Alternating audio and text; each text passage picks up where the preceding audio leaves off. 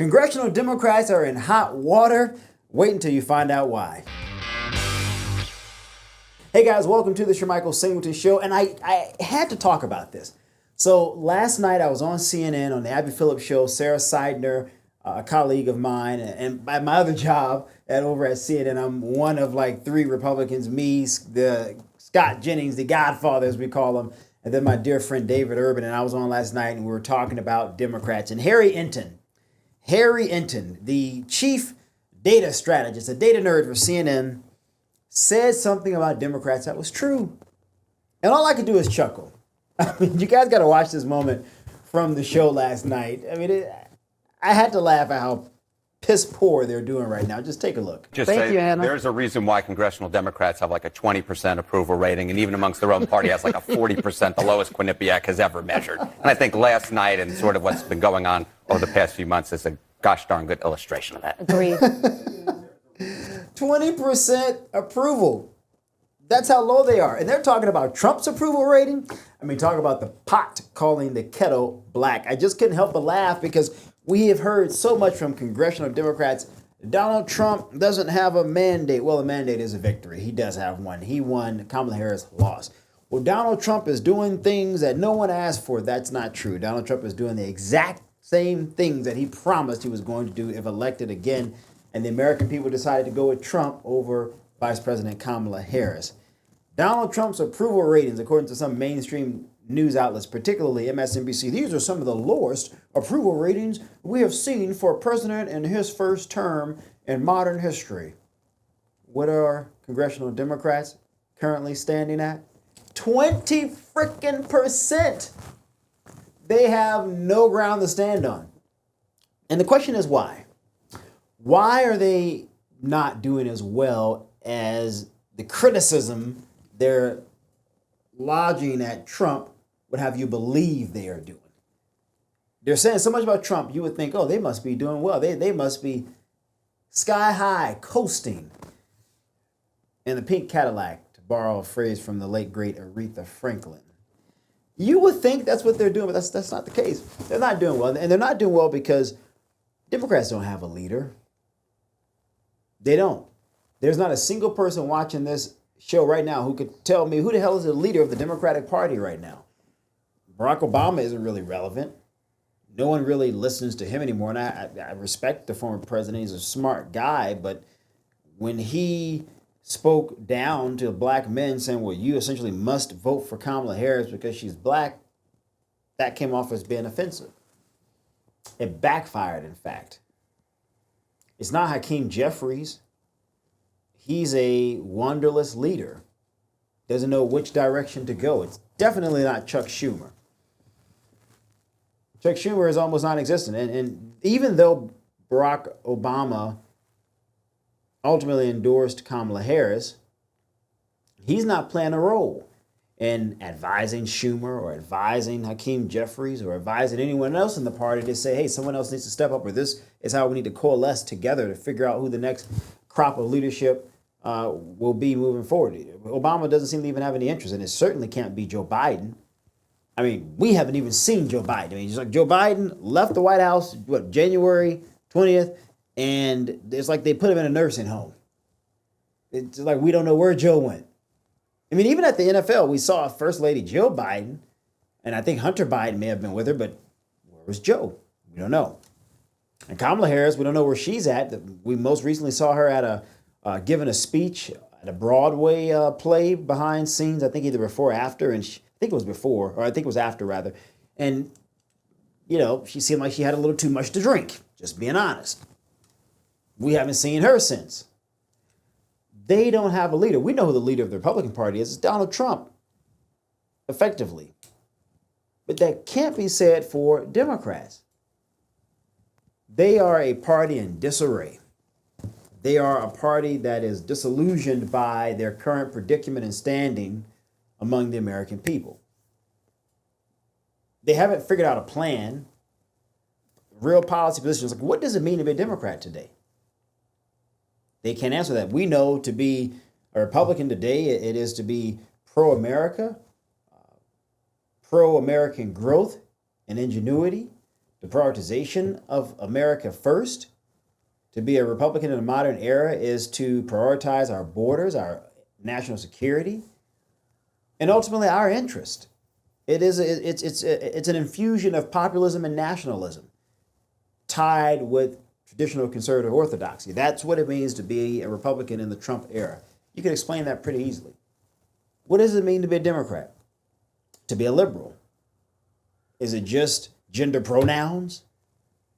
Because that doesn't restructure the economy. That doesn't bring a resolution to the foreign conflicts we have, whether it's in the Middle East or in Russia, Ukraine. That doesn't stop illegal immigration, or at least slow it down. That doesn't make trade between our country and our partners to the north, Canada, our partners to the south, Mexico, or our international partners fair for American workers.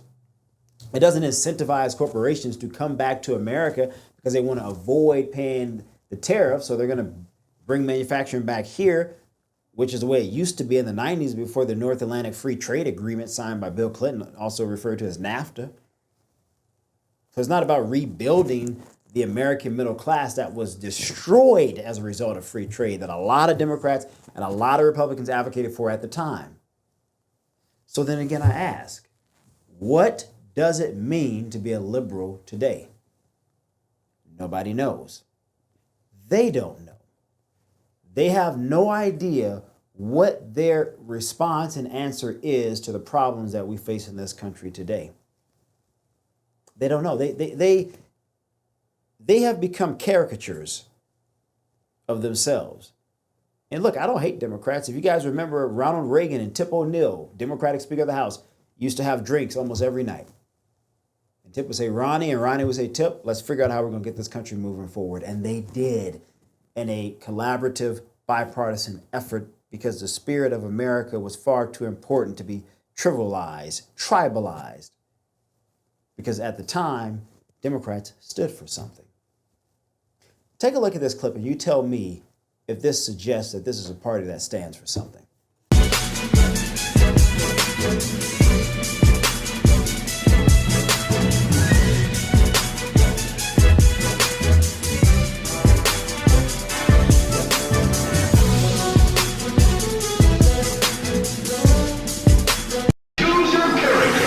Choose your fighter. Now, if you saw this, would you want to choose any of them to fight for you? I wouldn't want them fighting for me. That's why, as Harry Enton said in that previous clip, their approval is at 20%. And yet they're focusing on Donald Trump, what Donald Trump is doing, what Donald Trump isn't doing, yet they're not focused on their own predicament,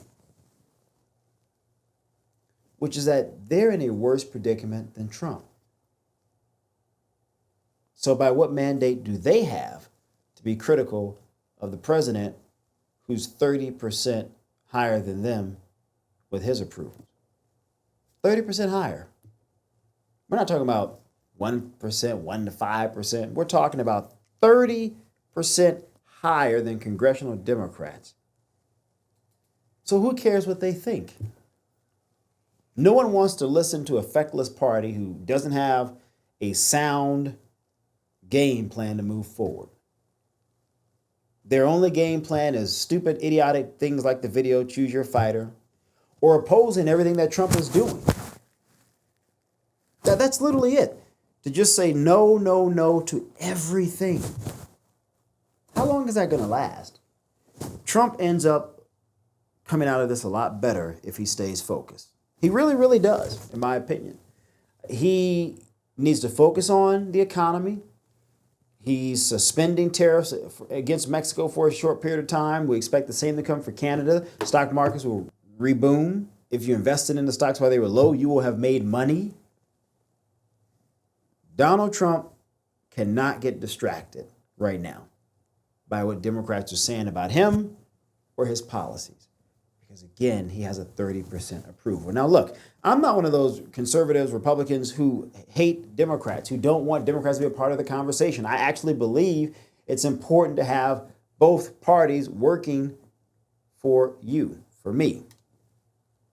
We're not going to agree with him on everything, But they're needed. They're necessary. I mean, right now, our infrastructure is crumbling. Democrats should be going to the White House, the leadership that is, talking with the president, Mr. President, we don't agree on X, Y, and Z things. But, sir, what can we do as congressional Democrats to be a part of Making America Great Again? Making America Great Again shouldn't be a partisan thing. It should be a beautiful thing for all Americans. Recognizing that we want to keep immigration as low as possible shouldn't be a negative thing. It should be a positive thing that benefits all Americans. Wanting to bring a resolution to the conflict between Russia and Ukraine should be applauded by all Americans, because we cannot support Ukraine in perpetuity. We can't just keep giving them unlimited amounts of money for years and decades to come. No, we got to bring we have to resolve this. Same goes for the Middle East. The Palestinians will not have freedom until Hamas is gone. All Americans should agree with that. We're not talking about complicated things. Trump mentioned in his speech before Congress that we want to not tax tips. We don't want to tax Social Security. Why are we taxing Social Security? Why are we taxing people for money they've already paid? How does that make sense? Democrats didn't even stand for that.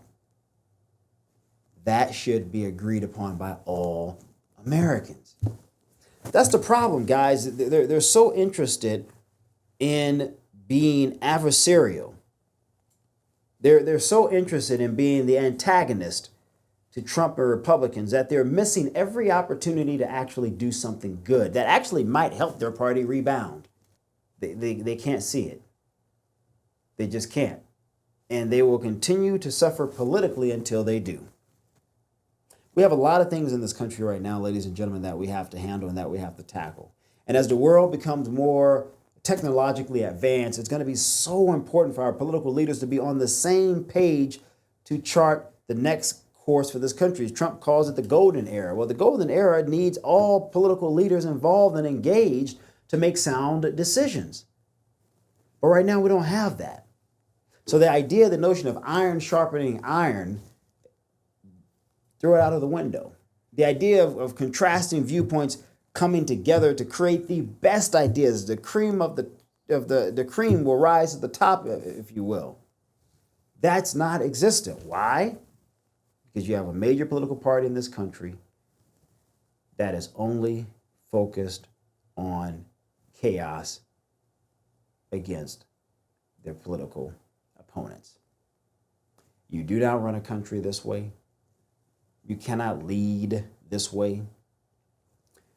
You cannot help the same people that Democrats claim they want to help, the poor, the minority, the downtrodden. You cannot help any of those people if you're not being a part of the solution, but always trying to find a problem. And today, to me, folks, that's all Democrats seem to care about. Pointing out every problem that they can find versus saying, how can we provide solutions to the problems that we all know exist? Just doesn't make sense.